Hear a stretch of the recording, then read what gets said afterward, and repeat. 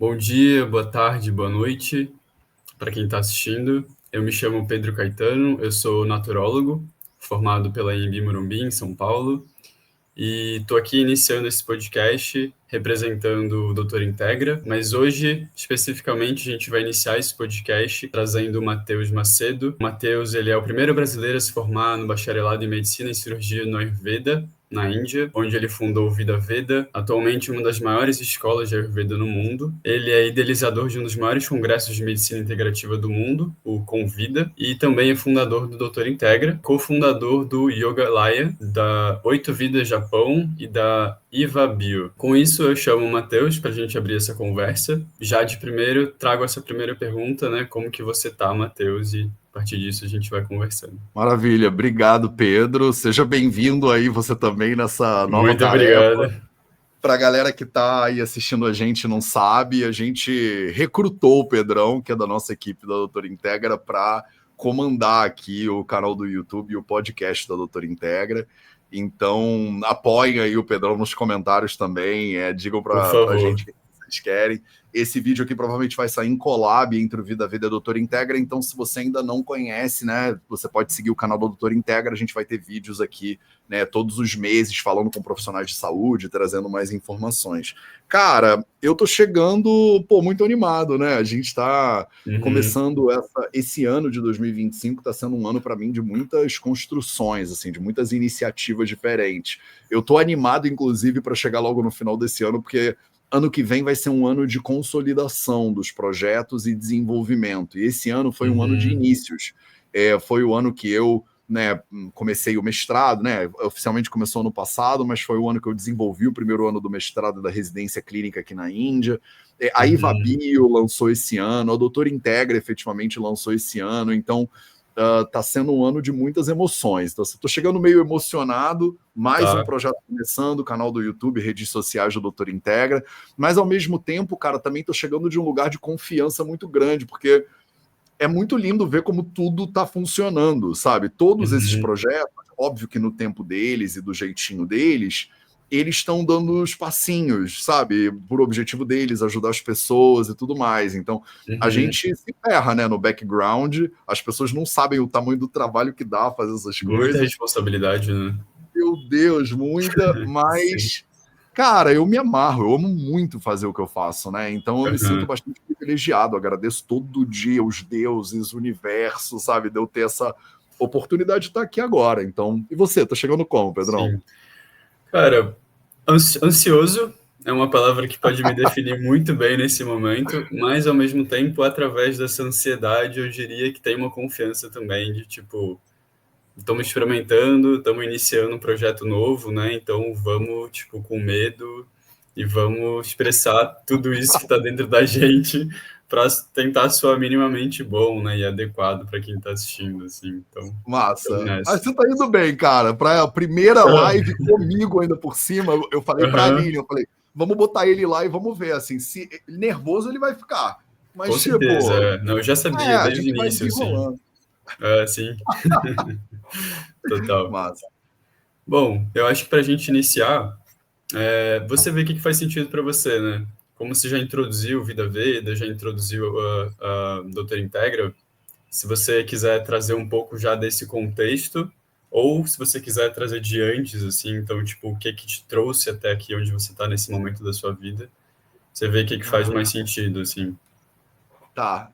Eu acho que essa coisa do início é bom, né? Pode dar um contexto importante para as pessoas. Tem muita gente que já me Uhum, conhece, é meu aluno e minha aluna há muitos anos, tem gente que está chegando aqui sim. agora, né? Então, eu acho que esse processo todo começou há 20 anos atrás, quando eu dei uma pausa, minha primeira formação em Direito, né? Eu sou advogado também no Brasil, e eu dei uma pausa na faculdade de Direito e fui atrás de um sonho muito maluco, que era conhecer mais sobre o Oriente, medicinas orientais, né? Então eu fui morar em Pequim quando eu tinha 21 anos, tranquei a Uhum, faculdade, fiquei 2 anos quase trancado no direito, depois voltei e terminei, diga-se de passagem, mas fiquei um ano quase morando em Pequim, Tibete, Nepal, viajando pra caramba, estudando com monges, morando em monastérios, uma coisa bem esquisita para um carioca de 21 anos de idade, mas que uhum, foi muito natural para mim, né, essa busca.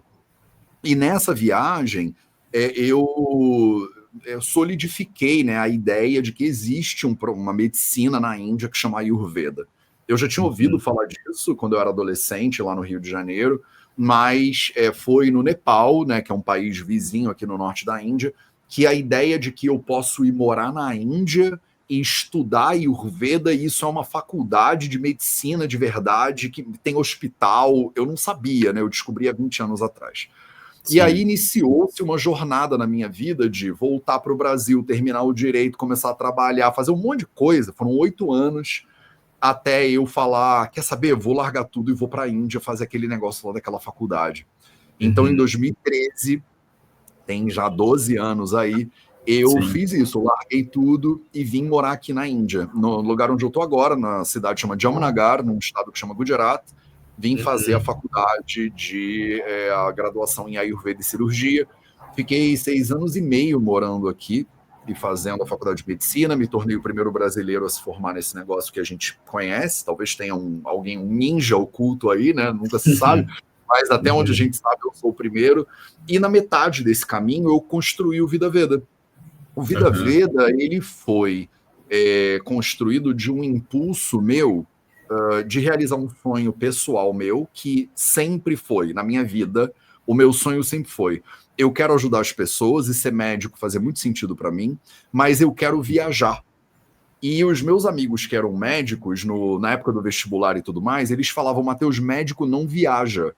Então, assim, se você decidir ser médico, você tem que se preparar para morar no mesmo lugar, porque você vai ter um CRM, ele só serve no país onde você mora, você vai trabalhar num hospital, que é uma vida que é muito enraizadona, e eu não queria nada disso. Eu tenho, para quem gosta de astrologia, eu tenho muitos aspectos em Sagitário, né, que é uma coisa que parece que dizem que gosta de voar e se aventurar, e experimentar. Eu tenho uma curiosidade infinita.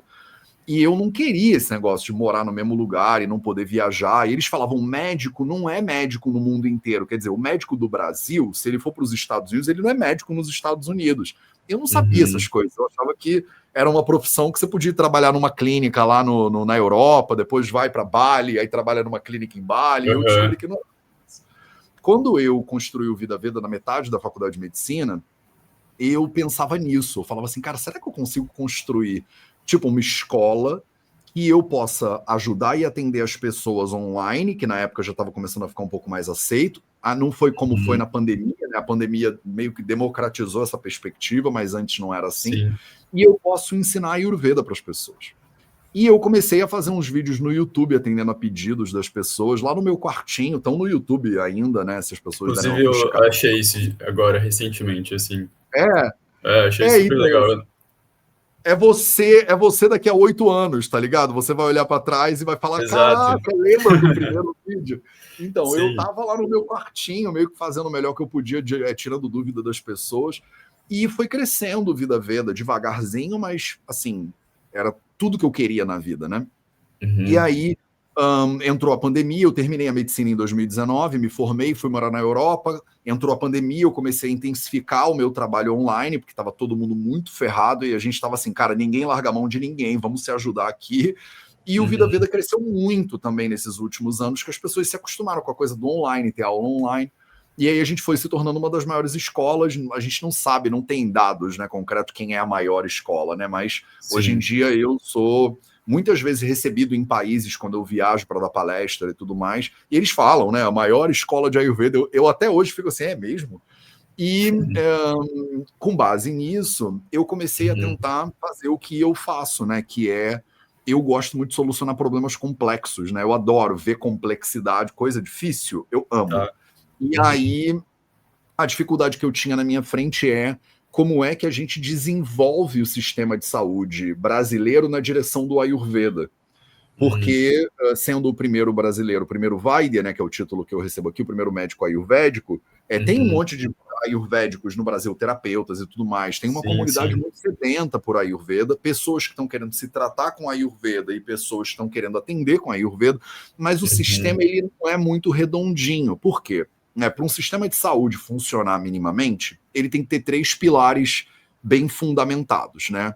Tem que ter um pilar de educação, então tem que ter a formação de profissionais e boa formação de profissionais. Tem que ter um pilar de clínicas, quer dizer, tem que ter onde esses profissionais vão trabalhar depois que eles se formarem, e tem que ter um pilar de farmacologia.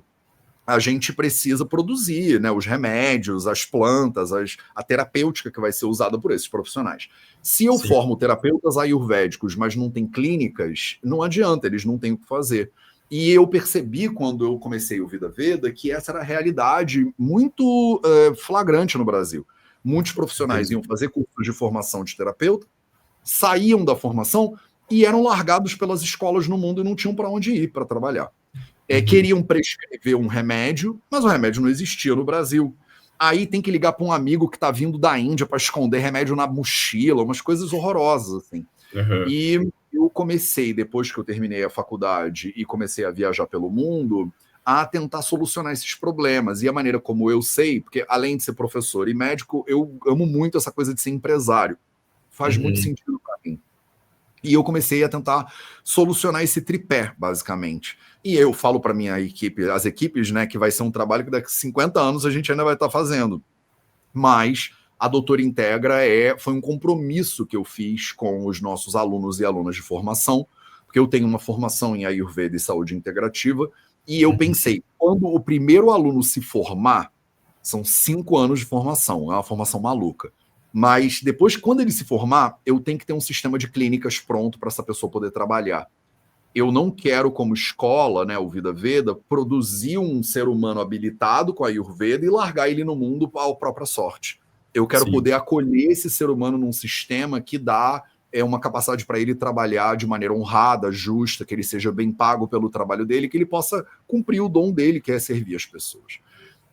Eu quero poder ter um sistema de produção, né, farmacêutico, que as pessoas possam, né, encontrar as plantas brasileiras, por exemplo, ou no país onde elas estão, que a gente consiga produzir isso e fazer medicamentos que elas possam usar.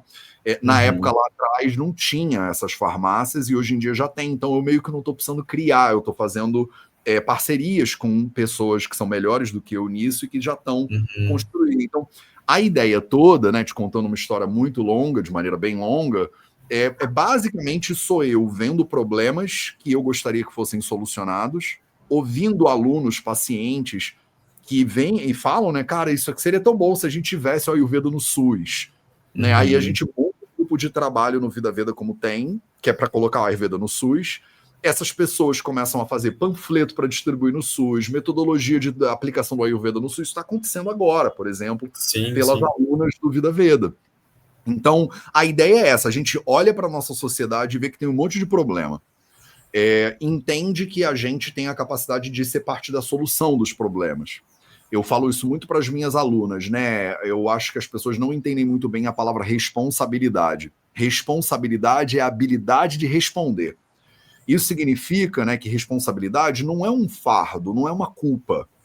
Não é assim, não fui eu que joguei o papel no chão, então não sou eu que tenho que pegar. Não é minha responsabilidade. Eu falo para as pessoas, não. Responsabilidade não é isso. Responsabilidade é a habilidade de responder. Na hora que eu vejo um papel jogado no chão, eu tenho a capacidade de pegar esse papel? Tenho. Então é minha responsabilidade, porque eu tenho a habilidade de responder a esse lixo. Não fui eu que joguei, mas vou ser eu que vou catar. Então, eu falo desse jeito, óbvio que tem um monte de gente que sai correndo e odeia, mas tem pessoas que pensam parecido e que se juntam com a gente começa a olhar para problemas complexos e tenta solucionar esses problemas complexos. A gente sabe que é um trabalho muito infinito, a gente brinca no Vida Veda que é um trabalho de formiguinha, e aí eu falo para as minhas alunas, né? Não é trabalho de formiguinha, é trabalho de formigueiro. Então, se juntar formiguinhas suficientes, a gente consegue. De repente, num espaço curto de tempo, em 1 ano, em 2 anos, você vai achar que nada está se mexendo. Mas se você olhar 8 anos atrás, quando o Vida Veda surgiu, eu já falava essas coisas igualzinho. Todo mundo achava que eu era maluco. Aí agora, onde o Vida Veda tá, as pessoas já acham mais, opa, calma aí, ele é um doido, mas as coisas estão fazendo. E eu falo para as pessoas, o nosso planejamento é de 20 anos, é de 30 anos. A gente mal começou o trabalho. O trabalho é infinito e é um trabalho de formigueiro. Eu não sei se eu te respondi, acho que eu me empolguei. Respondiu e muito mais, mas é isso. Eu acho que seria interessante até a gente voltar um pouco atrás, assim, no que te levou ao Ayurveda, né? Nesse processo seu de adolescente, né? Jovem adulto ali. E porque eu diria que isso está na base, né, no princípio do que você faz e do que te motiva hoje, né, para realizar o que você quer realizar, assim, né, suas ambições e desejos. Mas você conseguiria resumir, assim, brevemente, o que te levou, assim, o que te despertou a seguir essa jornada, diria que até espiritual, né, para além do conhecimento em si técnico das práticas, para você fazer o que você faz hoje em dia, assim? Cara, brevemente, as primeiras memórias que eu tenho de vida são as pessoas me perguntando o que eu quero ser quando crescer, e eu dizia que eu queria ajudar as pessoas. Então eu Uhum, não sabia se eu ia ser bombeiro, eu sempre pensava, tipo, em profissões assim, tá. sabe, de serviço. E aí, quando eu virei adolescente, a ideia de medicina fazia muito sentido, né? Que o médico tem aquela ideia de que é a pessoa que está mais ali ajudando, pelo menos era a imagem que eu tinha como adolescente. Uhum, E aí eu não sabia se eu queria ser médico, aí tinha essa coisa de querer viajar. Aí as pessoas falavam, médico não viaja. Eu pensei, então vou ser diplomata, porque o uhum, diplomata ele viaja e pode ajudar as pessoas. Eu inventei isso.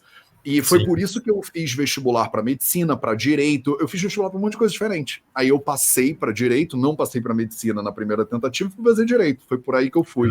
Que eu pensei, vou Ah, fazer direito e vou virar diplomata para poder viajar e ajudar as pessoas. A ideia era essa.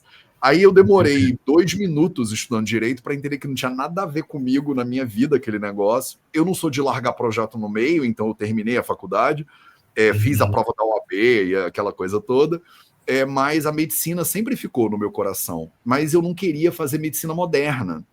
Eu tinha entendi. um monte de encontros com a medicina moderna que me fizeram. E uma admiração enorme pela cultura tradicional daqui da Índia, da China e do Japão, Uhum, que me trouxeram para o lado de cá. E quando eu descobri que tem um sistema de medicina que tem milhares de anos, que ele já tinha um monte de conhecimento, é muito da minha natureza. De novo, eu gosto de coisa complexa, né? É aham, muito da minha natureza pensar, se eu vou estudar medicina, eu posso estudar medicina em sânscrito também, né? Não, de repente não é tão impossível assim.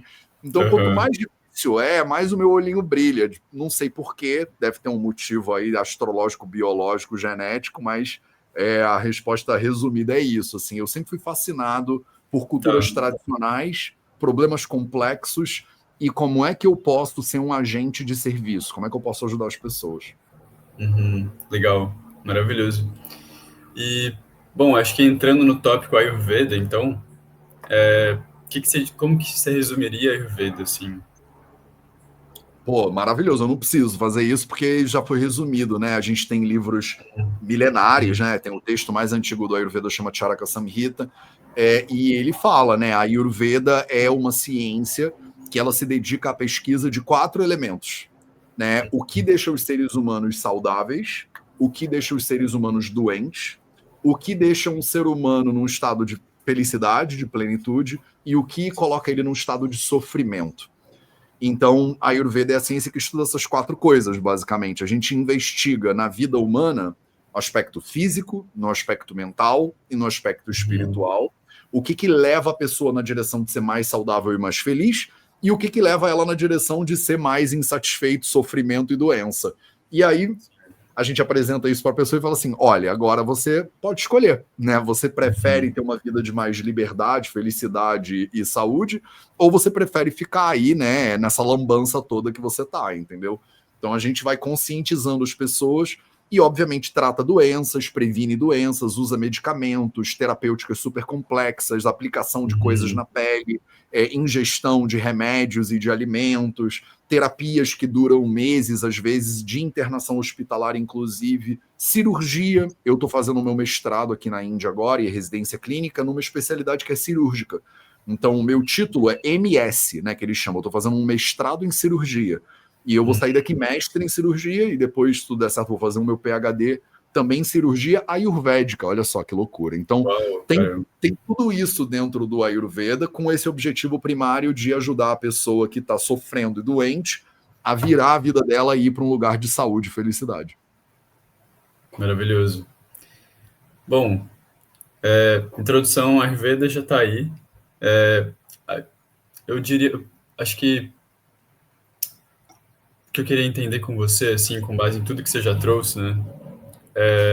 E ainda mais trazendo para a realidade do Brasil, assim, né? Que é o seu foco, assim, né? Trazer todo esse conhecimento, né? Todo esse estudo que você teve a oportunidade, né, desde de jovem, assim, a receber, né? Acho que primeiro, na verdade, é isso que você falou, né? Existem várias lacunas aqui no Brasil, né? Que a gente vê no sistema de saúde, e na realidade, no contexto social e econômico aqui do Brasil. Tipo, o que que você acha que... Por que que você acha que faria sentido, assim, trazer esses conhecimentos para cá, assim, sabe? Qual que é a serventia do Ayurveda?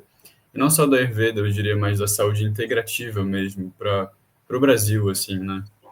Então, complexa essa Nossa, pergunta, né? Tem muitas não. brechas, mas... Pior é que não é tão complexo assim, porque assim, o sistema ayurvédico ele foi desenvolvido como um sistema de saúde pública.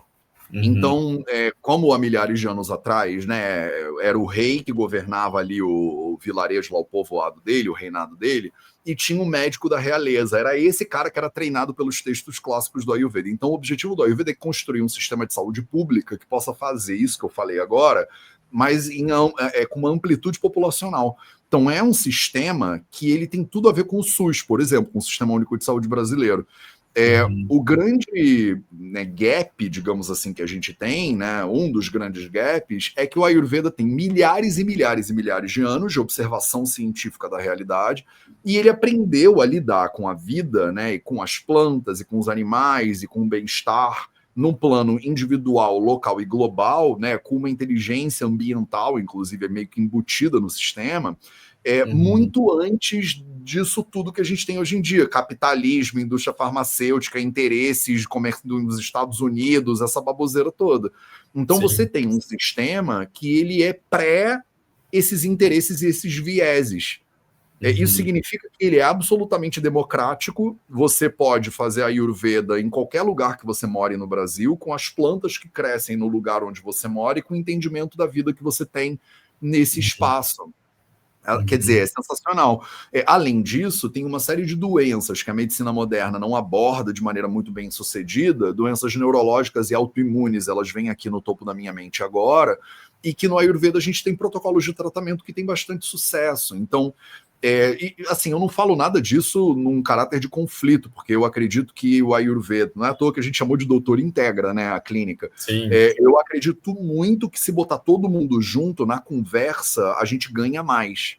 Devem ter uhum, pessoas que não ganham, que perdem, por isso que também tem tanto conflito e oposição, darará. Mas eu acho que no final das contas, as pessoas que a gente está querendo servir, a população, ela se beneficia.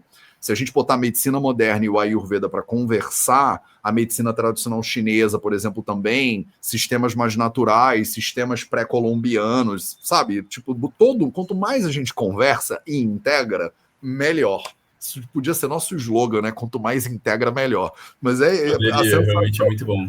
a sensação que eu tenho é essa, sabe? Tipo, tem uma lacuna Sim, enorme de acessibilidade da população a conhecimentos tradicionais que são democráticos, de baixo custo, e, sabe? Tipo uhum, assim, que podem ajudar e que estão chegando meio que de um país que parece muito diferente do nosso, que é a Índia, mas que na verdade é muito parecido com o nosso. Né? Então, tem claro, muitas sim, similaridades entre as necessidades dessas populações que desenvolveram em culturas muito diferentes linguisticamente, né, com a comida, aquela coisa toda. Mas você vê, por exemplo, os BRICS, né, Brasil, Rússia, China, Índia, África do Sul, são países que percebem similaridades e tentam buscar confluência de conhecimento. Então, eu acho que o sim, Ayurveda ele entra dentro dessa perspectiva, inclusive geopolítica, sabe? Tipo, de aproximação desses países em desenvolvimento, dessas culturas que estão meio que fazendo uma resistência a essa opressão desse norte geopolítico aí, sabe? Então, eu acho que uhum, o Ayurveda acaba entrando em muitos lugares interessantes dessa discussão sociopolítica e cultural, e obviamente, né, médica, né, do bem-estar da sim, população de forma geral. sim. Eu Faz acho que até sentido? faz muito sentido. Eu acho que considerando, assim, pensando no Ayurveda, assim, como... Não posso, não sei, isso eu acho que eu até quero tirar essa dúvida com você, assim, como a base de todo o sistema, de todo o conhecimento médico que a gente tem, diria que não aqui no Ocidente, mas pelo menos no Oriente, né? Faz muito sentido que o Ayurveda seja esse elo, né, que você traz, assim, né? Esse elo entre essas lacunas, assim, né? Então, como integrar como o Ayurveda pode centralizar, né, tipo, se colocar nessa posição nessa disposição, nessa abertura de receber todos esses conhecimentos, assim, e ser esse elo entre essas pontes, assim, né? E a sensação que eu tenho também é que o Ayurveda, ele se faz muito no cotidiano, né? Ele, claro que tem os textos antigaços que você vai ter que ficar horas ali quebrando a cabeça para entender, mas na prática ela realmente é muito acessível, como você fala, assim, né? Sim. Então ela se incorpora muito no dia a dia das pessoas, assim, né? Inclusive eu vejo que essa é a maior dificuldade, né, das pessoas em integrar esses conhecimentos, essas práticas para trazer no dia a dia delas, né? Porque hoje em dia as pessoas estão muito tem rotinas muito incessantes, né? Existe uma falta de tempo, assim, de disposição e de vontade, né? Porque as pessoas hoje em dia estão completamente distantes da própria percepção do seu próprio corpo, assim, né? Dos seus próprios sentimentos, assim, suas emoções, né? Todos os aspectos da saúde, assim, eu diria. E eu acho que é muito bonito ver isso na Ayurveda, né? Essa, como que essas pequenas coisas que você vai inserindo no seu dia a dia, elas vão te revitalizando, assim, a sua saúde, assim, né? Mas aí acho que a pergunta que eu quero trazer é qual que você vê que é a maior dificuldade, assim, do Ayurveda, em incorporar o Ayurveda, assim, na prática, assim, do cotidiano, do dia a dia, né? Que eu diria que isso é o mais importante, assim, né? Sim. Se eu tivesse que falar, tipo, a maior, eu acho que é a dificuldade que as pessoas têm de entender que elas precisam ou podem ter direito de acessar esse tipo de conhecimento e melhoria de saúde. É a pessoa colocar isso na lista de prioridades dela. Né? Sim. Existe uma questão toda da pirâmide de Maslow, né? Tipo, quando a pessoa está muito ferrada, por exemplo, ela não tem grana para fechar o boleto dela no final do ano ou do mês, ela não consegue pagar a conta de luz ou botar comida na boca da família, não tem como ela começar a se preocupar com um negócio esquisito que tem palavras em sânscrito ou com autorrealização, né? Como o Abraham Maslow ele falou. Então, quando você está num nível de sobrevivência, é muito difícil você olhar para essa perspectiva, mas eu posso ser feliz e livre? Calma aí, meu irmão, eu tô tentando pagar meu aluguel, sabe? Tipo, não me vem com esse papo, não. E eu acho que o brasileiro, de forma geral, a gente, né, é uma população que passou centenas de anos de opressão e de trabalho, né? Você vê que o nosso sufixo da nacionalidade é uma das únicas nacionalidades que tem sufixo de trabalho. Sim. Né? Francês, inglês, ex é sufixo de nacionalidade. A gente é brasileiro, que é padeiro, carpinteiro, marceneiro. Você não fala, né, argentineiro, né, americaneiro, mas é brasileiro. A gente tem uma identidade com um trabalho muito grande, é uma população muito Sim. sofrida. Então, uma das dificuldades que eu vejo no Ayurveda é o fato de que ele acaba sendo acessado primeiro por pessoas que meio que resolveram essa base da pirâmide e agora conseguem parar para olhar para esses outros problemas. E isso faz com que o Ayurveda tenha um caráter muito elitizado, principalmente ao longo da sua história, das últimas décadas no Brasil. É muito difícil virar para uma pessoa que, cara, não está conseguindo de novo fechar o mês e falar para ela, agora vamos parar para estudar os doshas? Ela fala, meu irmão, para, né? Tipo, eu não tenho nada, não me relaciono com isso aí. Então, a gente dá palestra, né, no Brasil inteiro, eu vou em todo lugar que me chamam e converso com pessoas de classes sociais e acessibilidades diferentes, e muitas vezes as pessoas me perguntam isso, poxa, Matheus, mas como é que você fala sobre isso numa comunidade, por exemplo? Sabe, as pessoas, elas não estão ali ainda no ponto de parar para olhar para o topo da pirâmide de Maslow. E eu tenho a sensação de que também tem uma complicação desnecessária do sistema, porque a Ayurveda não precisa ser um negócio elitizado que exige um acesso à grana e nem que você precisa parar 2 horas do seu dia, que você precisa estar no transporte indo para o trabalho e voltando, para fazer. Eu acho que a Ayurveda tem um convite primeiro à autoobservação, né? Entender quem é que você é na fila do pão aí. E você não precisa parar 1 hora do seu dia, comprar um óleo que vem da Índia, vir aqui para a Índia, sabe? Não tem nada disso. Isso não é necessário. Você não precisa aprender nenhuma palavra em nenhuma língua estrangeira. A Ayurveda é você aprender o que te deixa em sofrimento e o que te deixa doente. E como é que você pode transformar doença e sofrimento em saúde e felicidade. É isso, todo mundo quer isso, sabe? Tipo, não tem ninguém na cultura brasileira e nenhuma cultura no mundo que vai dizer, não, eu prefiro ficar doente e sofrendo mesmo. A questão é, eu tenho direito a isso, sabe? Tipo, eu no meu lugar, no meu status, ou na minha classe, com a quantidade de grana que eu tenho ou não tenho, eu Sim. posso querer. A gente tem infelizmente, mas a história brasileira é isso, é um grosso de população que é mantida num lugar de doença e de ignorância, quase como política pública, sabe? Tipo, Uhum. o jeito que a gente sucateia, por exemplo, as escolas públicas e o sistema público de ensino. É bizarro. É como as pessoas não têm acesso à saúde de qualidade na maioria das grandes cidades brasileiras, a maioria do povo, né? E aí, quando você mantém um povo deliberadamente ignorante e doente, não sei se como estratégia de dominação e de controle, sei lá para quê, é muito difícil virar para essas pessoas e explicar para elas: olha, não, você tem direito à saúde, você tem direito à educação. No Vida Veda, o que a gente faz é saúde de educação, quer dizer, é educação de saúde, né? Sim. E você virar para essas pessoas e dizer assim: olha, você tem direito à educação e tem direito à saúde numa cultura como a nossa, eu acho que é a maior barreira que tem. Quando a pessoa ela decide que ela não, você quer saber? Eu tenho direito à educação e à saúde da minha própria vida e como cuidar da minha família. Eu quero ter acesso a isso. Uhum. Aí Sim. a gente, no Vida Veda, tenta abrir todas as portas possíveis. Todos os nossos cursos são de contribuição consciente, por exemplo. Não tem ninguém que pode falar para mim que não, eu não tenho grana para fazer o seu curso. Então vem fazer e não paga nada. Não tem problema nenhum. Uhum. A gente já tem anos que os cursos. Você pode fazer uma formação comigo de 5 anos de duração e nunca gastar dinheiro com o Vida Veda. Mas tem que ter acesso à internet. Tem que ter acesso à internet. Então a gente tem barreiras que eu ainda preciso entender como é que a gente vai melhorar. Eu vou botar um tablet na mão de todo mundo com um chip e a gente vai pagar esse negócio? Eu quero fazer essas transformações serem possíveis, sabe? A gente trabalha para isso. Uhum. Incansavelmente, mas há só 8 anos. Eu preciso de 50 ou de 500, sei lá, entendeu? Sim, Mas sim. democratizar o acesso. Eu atendo pacientes, por exemplo. A minha consulta é super cara, mas se você não tiver dinheiro, eu te atendo igual. Eu nunca deixei de atender um paciente que manda mensagem assim: eu não posso pagar, mas eu quero ser atendido. Eu atendo igual. Então, por quê? Porque é minha Uhum. responsabilidade, de novo, né? É a minha habilidade de responder.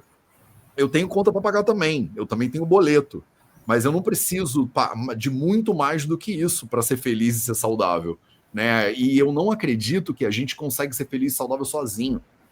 Tipo, eu Uhum. não acredito nessa falácia da saúde individual, a ideia de que eu posso cuidar de mim e comer tudo orgânico e fazer pilates e não sei o que lá, enquanto tá Sim. todo mundo à minha volta lascado. Eu acredito que saúde é um fenômeno coletivo.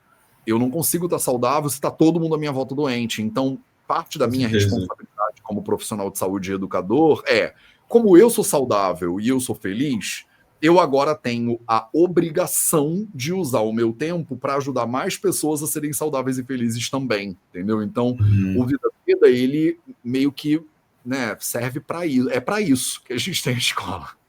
De Sim. novo, não sei se eu te respondi. Respondeu, Faz respondeu. Não, faz muito sentido isso, né, que se traz, assim, do impacto do externo no interno, assim, né? Porque, cara, é isso. Se eu acordo cedo, medito, faço minha autoavaliação, o que for, mas eu saio na rua e eu vejo miséria, tipo, eu vejo pessoas em situação de rua, cara, isso tem um impacto tremendo, né, no nosso sistema, assim, no nosso psicológico, na nossa experiência como um todo, assim, né? Então, isso por si só já te desestabiliza, te coloca em outro nível, assim, né, de energia, no que for, assim, né? Então, eu acho que é muito, muito interessante isso, assim. Cara, é uma curiosidade minha, como você já mora bastante tempo na Índia, você vê uma similaridade até na realidade cultural, assim, econômica, em relação ao Brasil, assim, como que é isso aí, assim, em relação aqui? Cara, tem algumas similaridades muito interessantes, né? Por exemplo, o fato de que eles também foram dominados e explorados durante centenas de anos. A gente vê, né, na cultura o resultado de centenas de anos de opressão e exploração. É bizarro, né? A sensação que eu vejo que a gente tem um pouco no Brasil de cachorro de rua, sabe? Tipo, de síndrome de cachorro Sim. vira-lata. Aham. O melhor é morar em Miami, sabe? Tipo, o bom é estar no lugar que o que eu quero é escalar uma montanha e todo mundo que está embaixo que se dane. Farinha pouca, meu pirão primeiro, as pessoas não falam isso? Tipo assim, é uma sensação de guerra, né? De vender o café da manhã para pagar o almoço, vender o almoço para pagar o jantar. Aqui a gente Sim. vê isso também. Eu acho que a opressão inglesa foi muito diferente da portuguesa em vários momentos, né? A família real inglesa nunca se mudou para a Índia, né? Então eu acho que as pessoas esquecem que a família portuguesa foi uma das únicas realezas do planeta Terra que saiu do país original deles, se mudaram para a colônia, quer dizer, transformaram a colônia na metrópole, porque é onde o rei foi morar, sabe?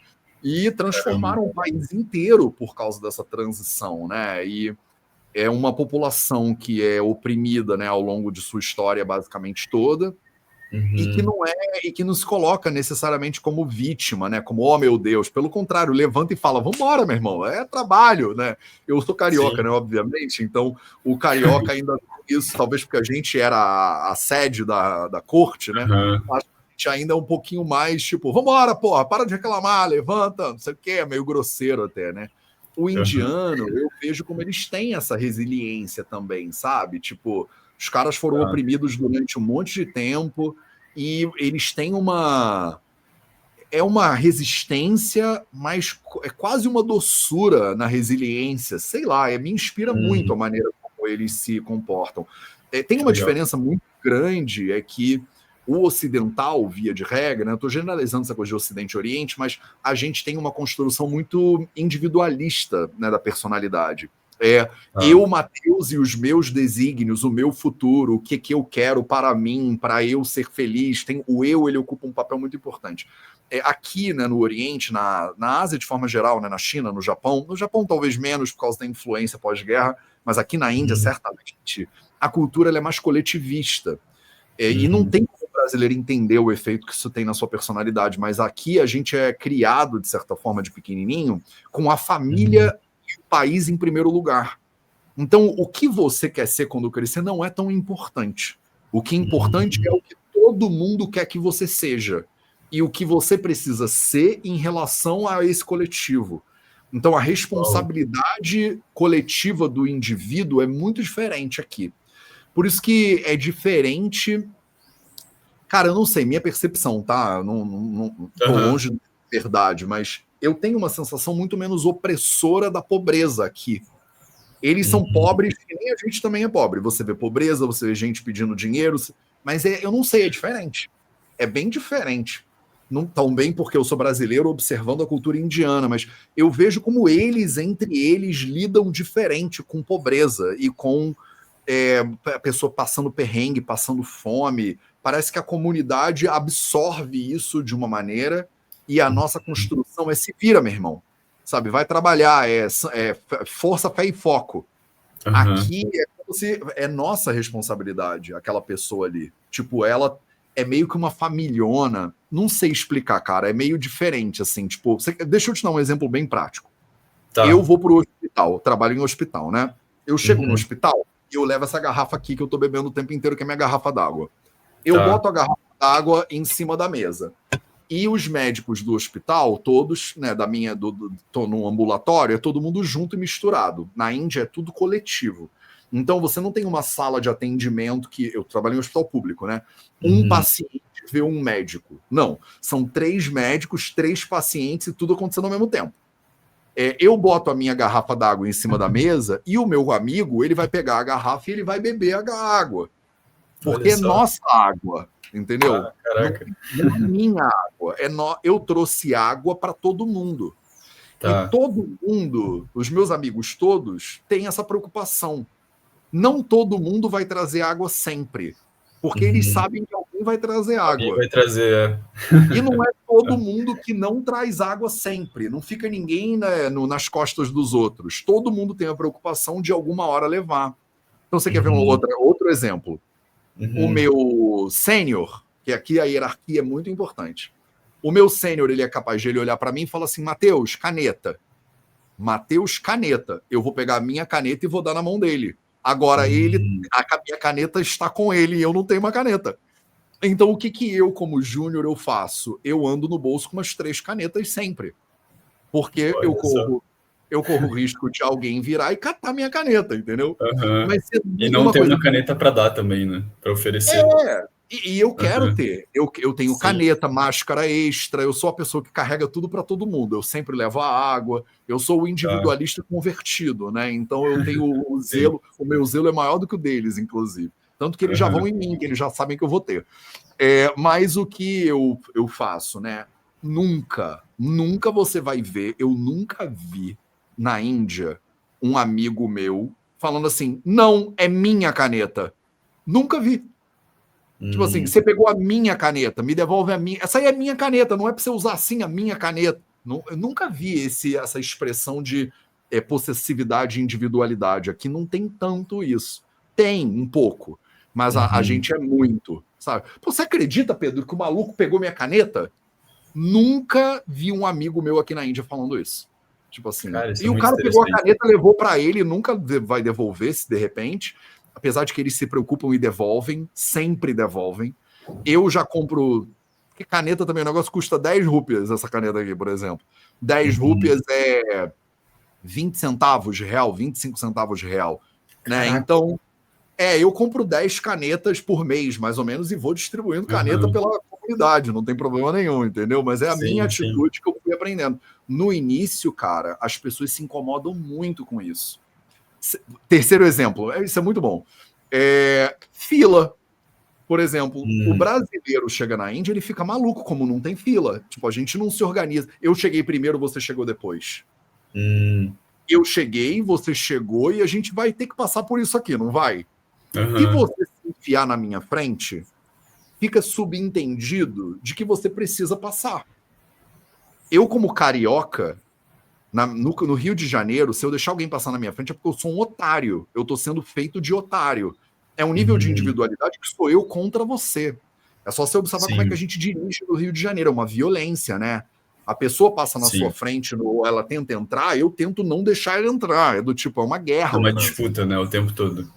É uma disputa contínua. Aqui na Índia não é. Então Tá. o sujeito ele pode entrar na minha frente e o entendimento combinado é: se ele está entrando é porque de repente ele precisa. Então não é que ele é um desrespeitoso, que ele não pensa em ninguém, só nele. É porque é meio que a nossa fila. Uhum. E aí os gringos aqui, cara, a galera de fora da Índia fica maluca, porque eles não entendem. Eu imagino. Parece que a pessoa tá fazendo uma coisa contra ela, que ele é um abusado. E eu tento explicar para as pessoas, porque não, a divisão entre ela e você não é tão grande. O Uhum. espaço pessoal não é tão amplo. A Tá. perspectiva de como é viver coletivamente é diferente. E você Uhum. só ganha isso, né? Imagina, eu tô indo e voltando da Índia já tem mais de 12 anos, né? E aos pouquinhos Sim. você começa a balançar a cabecinha, você começa a Aham. comprar 10 canetas. E eu Tá. sou muito, né? É o segundo país que eu passei mais tempo na minha vida foi aqui. Tá sendo aqui, né? Então, Uhum. eu amo a cultura dele, eu amo a nossa também. Mas eu amo as diferenças e na Índia ser indiano e no Brasil ser brasileiro. Se tu tentar entrar na minha frente na fila de banco no Brasil, eu vou falar: ô, meu irmão, não, eu cheguei primeiro. Porque no Brasil eu Uhum. sou brasileiro. Aqui na Tá. Índia, eu entendi, é o Hari. O Hari tá atrasado, deixa o Hari, entendeu? Porque é parte da cultura também. Então, assim, Sim. cada coisa no seu lugar. Mas uma coisa que você pode ter certeza que mudou completamente, eu sou um motorista carioca muito melhor hoje em dia do que eu era antes. Eu não disputo mais trânsito. Quer entrar, botou bota, Uhum. vai, meu filho, tá tudo certo, sabe? Tipo, eu aprendi Sim. a ser mais indiano, me amansou, de certa forma, porque o carioca é muito bravo. Cara, muito interessante tudo isso. Eu acho Eu que também acho. uma coisa que me vem, assim, é tipo, você acha que isso... Porque, assim, aqui no Brasil, uma coisa que a gente vê é que muitos documentos, muita coisa se perdeu, assim, né, dos conhecimentos tradicionais, assim, né? Nossa. Claro que muitos desses conhecimentos se conservam dentro, sei lá, por exemplo, dos terreiros, né, via, via tradição oral, assim, né?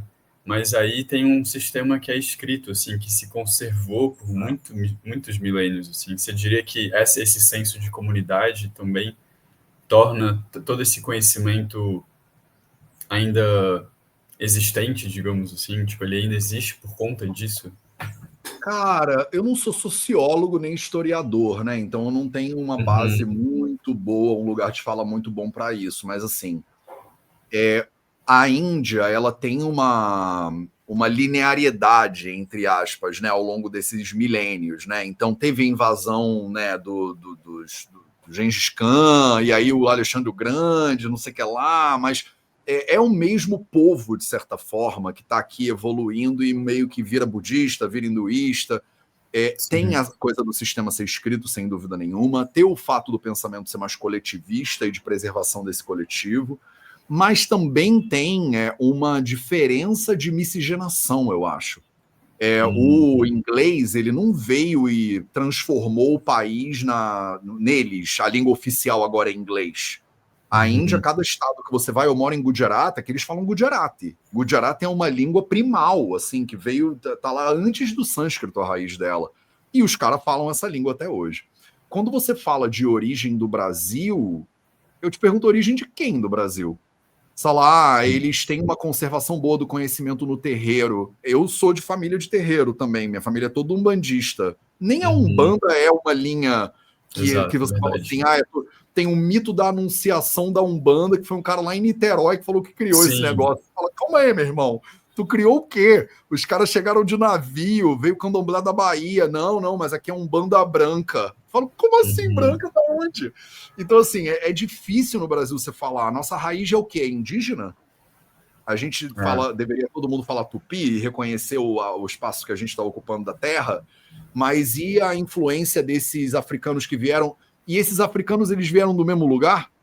Teve africano vindo de um bando de tradição diferente. A gente vai honrar a tradição qual, sabe? É tipo Quimbanto.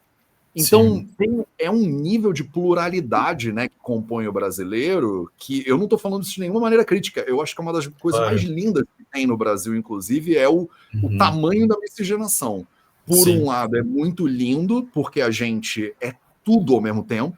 Brasileiro é difícil ter cara. Você está viajando, você vê um louro alto de olho azul, você não fala brasileiro, mas pode ser que seja. Tu não fala que ele é indiano. De nenhuma maneira tu aponta com um cara louro, alto, e você fala, não é indiano. Não é, você sabe a carinha mais que o indiano tem. O chinês tem uma carinha, sabe? Tipo, o nigeriano tem uma carinha. Brasileiro não tem, brother, não tem uma carinha. Eu já conheci brasileiro de todo jeito, viajando por aí. Então, isso é uma das coisas que eu acho mais lindas do brasileiro.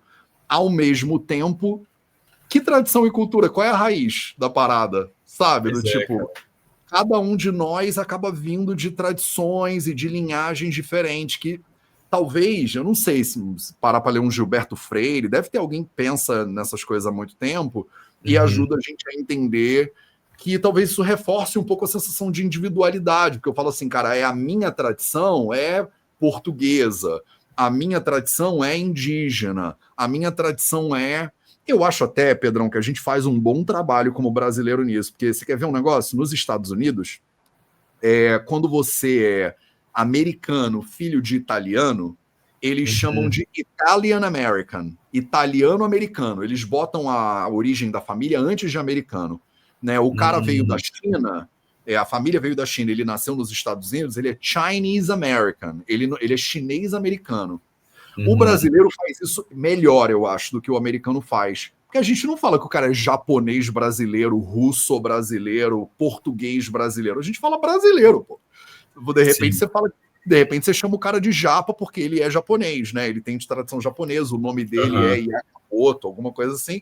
Mas você nunca vai falar que o cara é japonês brasileiro. O cara nasceu, tá aqui com a gente, meu irmão. Tá fechamento, é brasileiro, entendeu? Então, tem essa diferença também, sabe? Do tipo, o indiano, ele sabe de onde ele veio de uma maneira muito clara. Ele é Gujarati. O Gujarati, ele não é Malayali, que é o cara que vem de um estado que é do Kerala. Ele tem essa diferença porque isso influencia como ele come, como ele casa, como ele se relaciona e com quem ele se relaciona, de uma maneira mais separadinha, divididinha. A gente é uma mistureba. Minha família da minha mãe veio de Portugal, a família do meu pai veio do Nordeste. Eu fui criado comendo bacalhau Zé do Pipo na casa da minha avó, e bota aí arroz com feijão, com muito cominho na casa da a outra avó, entendeu? De manhã eu ia comer um fubazinho com milho na casa de uma avó, na casa da outra eu ia comer bolinho de bacalhau. é uma loucura, né? Essas misturas que formam a gente. Aí você fala, você é bem carioca. Sei lá, meu irmão, sou bem carioca. Uhum. Tem coisas que a minha Claro, família é bem exato. nordestina, sabe? Tipo, e tem coisas Sim, da minha tradição que são bem portuguesas. Isso não tem sim. nada a ver com a Ayurveda, mas na minha cabeça tem. Eu Não, penso. eu também acho que faz super sentido. Para mim, isso é até uma questão, assim, né, pessoal, assim, porque eu fiz teste de DNA alguns anos atrás, assim. Cara, é uma loucura, cara, o meu teste de DNA, porque fiquei muito surpreendido, assim, porque eu tenho, sei lá, 87% do meu sangue é europeu. O restante, ele é, Olha, tipo, Turquia, Nigéria. Aí, consigo cara, ver consigo ver uma Turquia aí, hein? e tem. E depois eu fui pesquisando, cara, eu falei, cara, faz muito sentido, realmente tem alguma coisa que. Inclusive, eu Que tô nesse interessante. processo agora de, tipo, resgatar essa ancestralidade desse outro lado que é, tipo, completamente distante da minha realidade, assim, né? Porque como brasileiro, cara, querendo ou não, também me fiz muito nessa base de conhecimento tradicional, assim, de terreiro. E Sim. aí, com isso, fui me abrindo para essas outras tradições e conhecimentos também, né? Eu acho isso muito lindo porque é esse baile, né? É que no Exato, Brasil tá tocando a mesma música, mas uma pessoa tá dançando forró, a outra samba de gafieira, a outra é zouk, e meio exato. que o pessoal se entende, do tipo, isso é a Sim, nossa festa. Na Índia, eles chamam isso de lila, é o jogo Lila. da vida. É Ah, como se a sim, tem vida até um fosse jogo, né? Mesmo. tem o Mahalila, né? Barra Lila também. Ah, É porque sim, chama jogo, né? A palavra lila é assim, os tá. deuses, eles estão brincando, meu irmão, e a gente é parte dessa brincadeira. Uhum, Pelo menos não leva tudo tão a sério. sim. Bom, eu acho que tem muitas perguntas, assim, que eu poderia te fazer aqui, né? Infinitas, é sempre assim. Infinitas. Entrevista, a gente pode fazer a parte 2, a parte 3 depois. Sim. Eu acho que de tudo que você falou, tem algum tópico, assim, que você acha que faria mais sentido a gente dar uma atenção exclusiva agora, assim? Tipo, algo que a gente Não, não tocou, assim? eu gosto dessas entrevistas quando elas são assim, né, relaxadas e a gente está só trocando ideia. Isso aqui vai beneficiar algumas pessoas, vai irritar outras, é assim que a internet funciona, sabe? Tipo, Aham. e quem quiser saber mais conteúdo sobre a Ayurveda, né, o Vida Veda tem um monte de Sim. vídeos disponíveis, então acho que não tem nenhuma pergunta que a pessoa pode fazer no meu canal do YouTube que não vai aparecer um vídeo tentando responder, né? Uhum. A Doutora Integra está começando, então se você tiver a oportunidade, estiver aqui pelo Vida Veda, vai lá na Doutora Integra e segue o canal, né? Deixa uma mensagem aí do que você achou dessa nossa primeira Uhum. entrevista. Eu acho que a ideia é a gente fazer pelo menos uma por mês, cada mês com um profissional da Doutora Integra diferente, para você ir conhecendo as pessoas todas, né, que trabalham dentro dessa equipe multidisciplinar que aos pouquinhos a gente está montando. A ideia é montar um lugar onde nossas alunas e alunos que se formam em Ayurveda possam ter uma casa para poder trabalhar e desenvolver esse trabalho depois, que foi um dos meus compromissos com essa comunidade desde o início. E assim, o Instagram está aqui do lado, né? @do dr_integra, Vida Veda, que a maioria de vocês de repente já até conhecem e seguem. Eu acho que Uhum. falamos tudo, Pedrão. Como é que você está se sentindo depois dessa inauguração? Cara, eu tô me sentindo bem. Sinto que eu poderia ter entregue mais. Falei, será que faltou alguma coisa? Tá faltando alguma Sempre coisa? Não vai faltar. sei. Sempre vai A faltar. gente não achou que a gente ia falar de Gilberto Freire e de repente achou que Exatamente. ia falar de pilares da saúde, mas tá tudo bem, Sim, sim, é no fluxo que tem que ir, né? sim. Eu acho que algo que poderia ser interessante, assim, trazer agora nesse final, é de tudo que você já vivenciou na sua vida pessoal, de tudo que você incorporou do Ayurveda, assim, o que que você diria que hoje, assim, você reconhece que tem de mais valor, assim, de mais acessível nisso tudo para as pessoas hoje em dia, sabe? Essa é boa, hein? De tudo que eu já tô revisando a pergunta na minha cabeça, de tudo que eu já aprendi, das coisas que eu fui modificando também, né, na minha própria saúde ao longo do tempo, Exato. o que é crucial para as Difícil isso. pessoas. É porque tem pessoas em estágios tão diferentes desse processo, né? É Sim. difícil para mim, como professor, pegar e falar assim: olha, você que está estudando a Ayurveda já há 5 anos e você que nunca ouviu falar de nada, para vocês isso aqui é É, importante, né? Essa mesma coisa é importante. Mas Se tem um negócio que eu vejo que no mundo de hoje está faltando muito, é a perspectiva adequada do tempo que as coisas levam. A sensação que eu tenho construindo essas coisas e a minha saúde, montando projetos e tudo mais, é que a gente hoje vive uma cultura que ela é muito mentirosa em relação ao tempo verdadeiro que as coisas levam. Te dou um exemplo. Eu tenho uma amigona minha que está fazendo um protocolo comigo na amizade de emagrecimento. Ela passou a vida dela inteira, a gente é amigo há 25 anos, ela passou a vida dela inteira fazendo tudo que é dieta, intervenção, tomando remédio, fazendo um monte de loucura e não conseguiu regularizar o peso dela.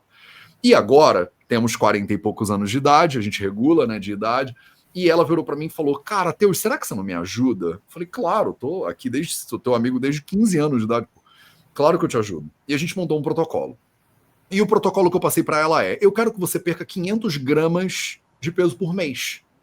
Se você tem 20 quilos para perder, você vai demorar 40 meses para perder. Você vai ficar 4 anos perdendo peso. E isso tem que ser ok para você. Porque você passou os últimos 20 tentando fazer uma coisa que leva tempo, rápida, e onde é que você chegou? Em lugar nenhum. A sensação que eu tenho, Pedrão, é que as pessoas elas começam projetos e desistem antes do tempo que eles levariam para se desenvolver. E a pessoa ela acha que ela desistiu não porque ela não fez do tempo que leva.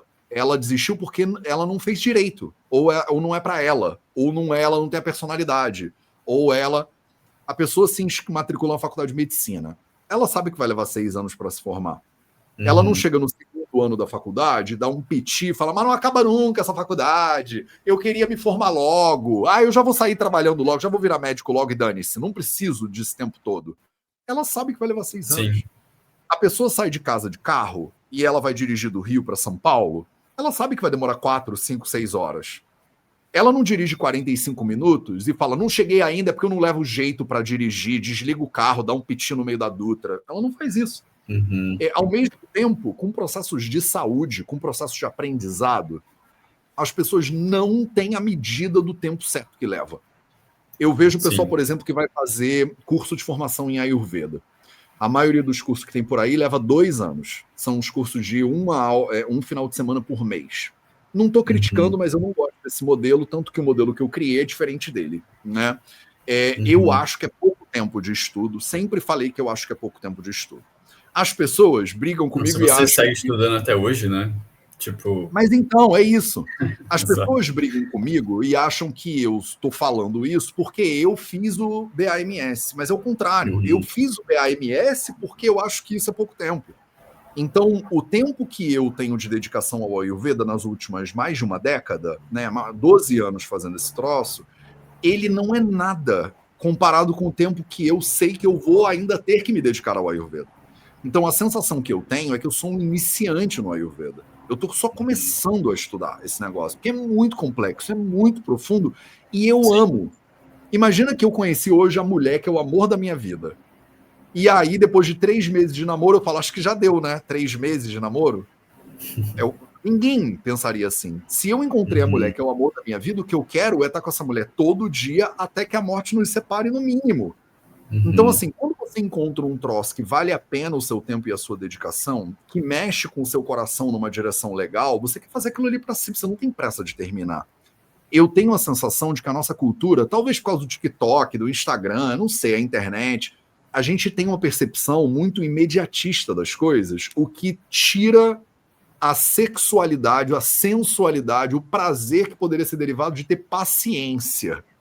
As pessoas não sabem o que é fazer um troço devagar, com calma, curtir o momento, entender que vai levar tempo.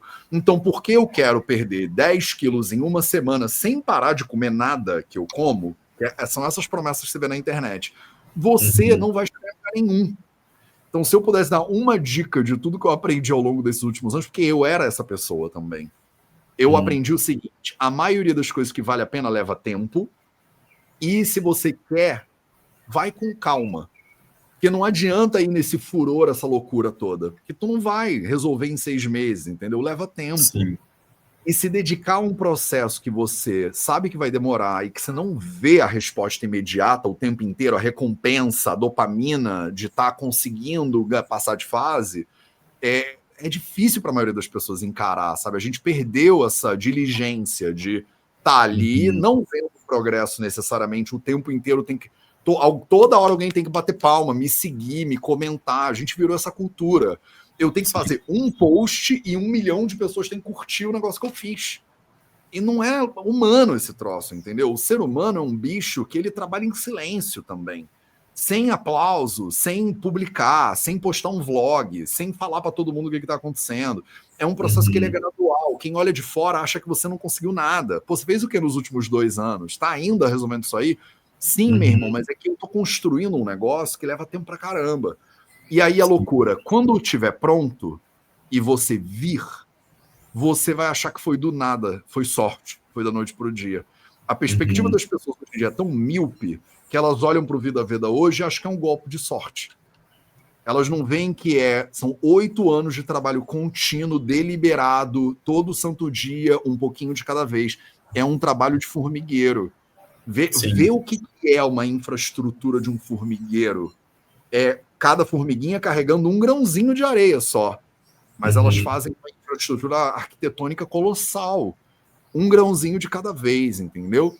Se eu pudesse ensinar isso para todo mundo, todos os meus alunos e alunas, a gente usaria menos redes sociais, porque não teria esses golpes de dopamina contínuos. Mas, assim, como comunidade, a gente iria muito mais longe. Com certeza. Eu acho que é isso de a gente entender esse tempo, né? Que tempo é esse que me rege, assim, né? Qual que é o meu tempo, né? Que o Ayurveda já fala muito disso, né? Mas para que a gente entenda o nosso tempo, a gente precisa entender que a gente tem esse tempo, né? Que a gente tem essa possibilidade de parar um instante de tipo, beleza, o que eu preciso fazer agora, né? O que eu quero, qual que é a minha necessidade desse momento, assim, né? Então, é isso. Falamos tudo? Falamos Por tudo. hoje tá bom? Por hoje tá bom. Eu acho que, na verdade, a gente pode até finalizar com como a gente está aqui, como eu estou aqui me colocando como Doutor Integra, né? E a gente está com esse podcast para promover também o Doutor Integra. O que você vislumbra como o futuro do Doutor Integra, assim? Cara. Onde você quer chegar com isso, assim? Você já falou muito, né? Mas Sim. Eu quero ter uma casa, né, onde os profissionais de Ayurveda e de saúde integrativa se sintam muito bem acomodados, que eles sintam que eles podem trabalhar lá e ganhar uma vida decente e ajudar as pessoas. E, por outro lado, onde pessoas que estão procurando ajuda de uma forma integrada, de uma forma mais completa, digamos assim, com perspectivas diferentes, da medicina moderna, mas também do Ayurveda, da medicina tradicional chinesa, da psicologia, da nutrição, pessoas que estão buscando esse tipo de cuidado, que elas possam, na Doutora Integra, encontrar esse cuidado, que eu acho que todo mundo merece ter, sabe? Então, para mim, é isso. Onde profissionais possam trabalhar e ser bem remunerados e trabalhar e serem felizes no trabalho deles, porque a gente, como profissional de saúde, a gente quer ajudar, a gente quer servir. E às vezes a gente se lasca muito tentando ajudar os outros. Não é fácil ser profissional de saúde. E para os pacientes também não é fácil. Eles às vezes ficam passando na mão de um bando de profissional de saúde que, infelizmente, por causa do sistema, já está desmotivado, já não acredita mais, já atende de qualquer jeito, em 3 minutos. Então, assim, para os pacientes também encontrarem o cuidado que eles merecem. Esse é meu sonho, Pedrão, que a gente está construindo aqui agora. Eu espero ter você dentro desse sonho durante muitos e muitos anos ainda. Demais, tamo aí, né? E, bom, então é isso, né? Será que você quer trazer alguma última coisa, algum mantra, talvez, alguma coisa que vem na sua cabeça? Não, eu acho que a gente fechamos muito bem. Acho que a gente pode, Beleza. Mandar um beijo para as pessoas e a gente se isso. encontra, quem sabe, em 1 mês, mais ou menos, a gente consegue trazer mais um podcast. A gente vai tentar botar isso aqui em todas as redes sociais, fazer cortes para os Instagrams da vida e também botar nos podcasts, né? Spotify, essas coisas todas. Então você pode encontrar esse conteúdo aqui em áudio, em todos os podcasts que existem por aí, em todas as redes sociais, TikTok, não sei o que lá que você quiser, né, que for do teu agrado, busca a Doutora Integra lá que você vai encontrar. Acho que fechamos, Pedrão. Obrigado, cara. Beleza, obrigado a você, cara. Bem feliz aqui Imagina. com a oportunidade de iniciar esse projeto. Tamo junto. Um beijo para todo mundo e até a próxima, então. Tchau, tchau, Tchau, tchau. gente.